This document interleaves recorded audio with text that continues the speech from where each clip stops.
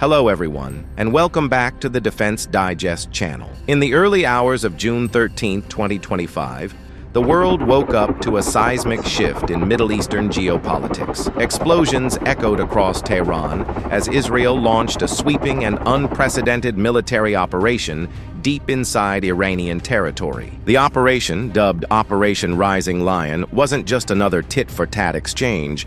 It was a bold, calculated strike aimed at the very heart of Iran's nuclear and military infrastructure. Let's unpack what happened, why it matters, and what it could mean for the region and the world. According to Israeli officials, the operation was a preemptive and precise offensive, triggered by what they described as Iran's escalating aggression and its relentless pursuit of nuclear weapons. For years, the Iranian regime has called for the destruction of the State of Israel, planning and advancing concrete military plans to do so. Over the past few months, intelligence has shown that Iran is closer than ever to obtaining a nuclear weapon. This morning, the IDF began preemptive and precise strikes targeting the Iranian nuclear program in order to prevent the Iranian regime's ability to build a nuclear bomb in the immediate time frame. We have no choice. We are operating against an imminent and existential threat. We cannot allow the Iranian regime to obtain a nuclear weapon that would be a danger to Israel and the entire world. The Israeli Defense Forces confirmed that dozens of fighter jets were involved in the first wave of strikes, targeting military installations, nuclear facilities, and command centers across Iran. One of the most significant targets was the Natanz nuclear facility, Iran's primary uranium enrichment site. This isn't the first time Natanz has been in the crosshairs. It's been the subject of cyber attacks, sabotage, and now direct military action. The facility, located deep underground and fortified against aerial assaults, is central to Iran's nuclear ambitions. Satellite imagery and Iranian state media confirmed fires and damage at the site, though the extent of the destruction remains unclear. But the strikes didn't stop at infrastructure. In a stunning development, several top Iranian military leaders were reportedly killed, including IRGC Commander General Hossein Salami and Armed Forces Chief Mohammad Bagheri. These were not just symbolic figures, they were key architects of Iran's regional strategy and its nuclear program.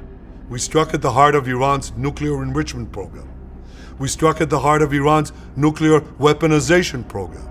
We targeted Iran's main enrichment facility in Natanz. We targeted Iran's leading nuclear scientists working on the Iranian bomb. We also struck at the heart of Iran's ballistic missile program.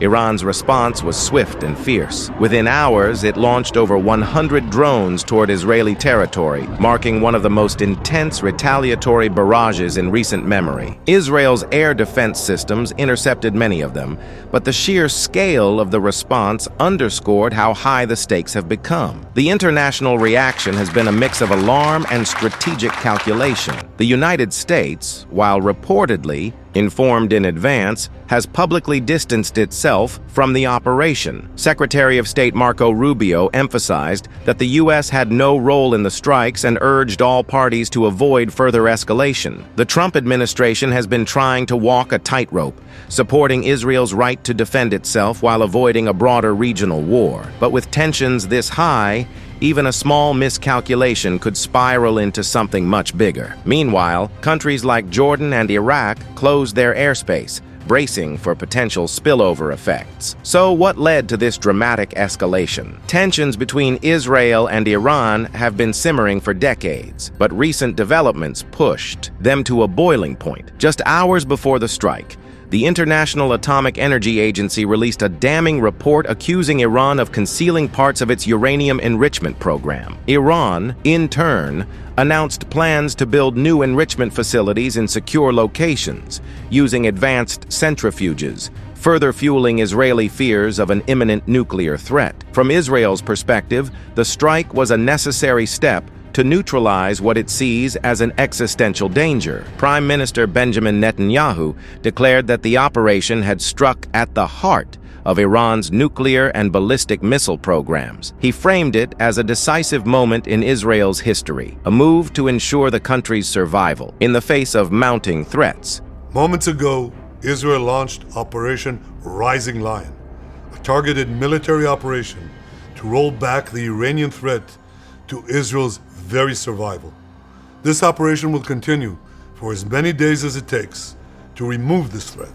But Iran sees things very differently. From Iran's perspective, its nuclear program is peaceful and serves civilian purposes, primarily for energy production. Supreme Leader Ayatollah Ali Khamenei condemned the attack as a crime against Iran and vowed severe retaliation. Iranian officials have hinted at a range of possible responses, from missile strikes to cyber attacks, and even targeting global energy infrastructure. Sources close to the Iranian military say that plans are in place for a potential barrage of up to 1,000 ballistic missiles and even disruptions to global energy supplies via the Strait of Hormuz. The specter of a broader regional conflict looms large. And let's not forget the human cost. While much of the focus has been on military targets, Iranian state media reported that residential areas in Tehran were also hit, with civilian casualties, including children. These claims haven't been independently verified, but they add another layer of complexity to an already volatile situation. The economic ripple effects were immediate. Oil prices surged, air travel was disrupted, and global markets reacted nervously to the prospect of a wider war in the Middle East. The Strait of Hormuz, a critical choke point for global oil shipments, is now under heightened scrutiny as both sides weigh their next moves. So where do we go from here? That's the million-dollar question. Some analysts believe this could be the start of a prolonged military campaign,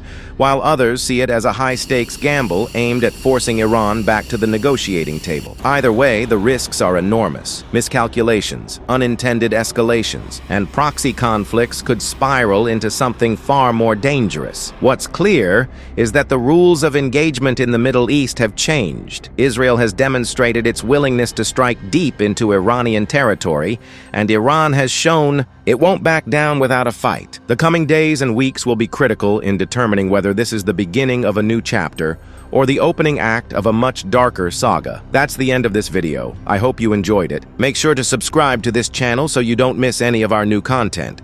Thanks for watching, and see you next time.